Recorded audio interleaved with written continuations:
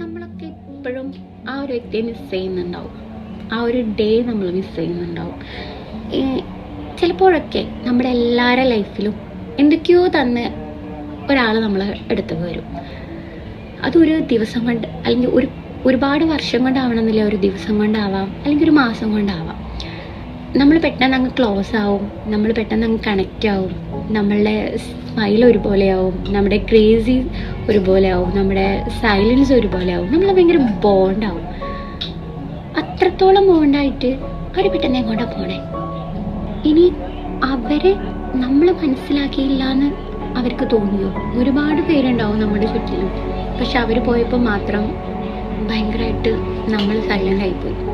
പക്ഷെ ഫ്രണ്ട്ഷിപ്പിലാണ് ഇങ്ങനെ ഒരു അവോയ്ഡിങ് ഉണ്ടാകുമ്പോൾ ശരിക്കും അതൊരു ക്വസ്റ്റ്യനായിട്ട് അവിടെ തന്നെ നിൽക്കും. അതിനൊരു ആൻസർ ഉണ്ടാവില്ല. എനിക്ക് തോന്നുന്നത് പ്രണയത്തേക്കാൾ എത്രയോ പെയിൻഫുള്ളാണ് ഇങ്ങനെയുള്ള ഫ്രണ്ട്ഷിപ്പിൽ ഉണ്ടാകുന്ന ഈ ബ്രേക്കപ്പ് എന്ന് പറയുന്നത്.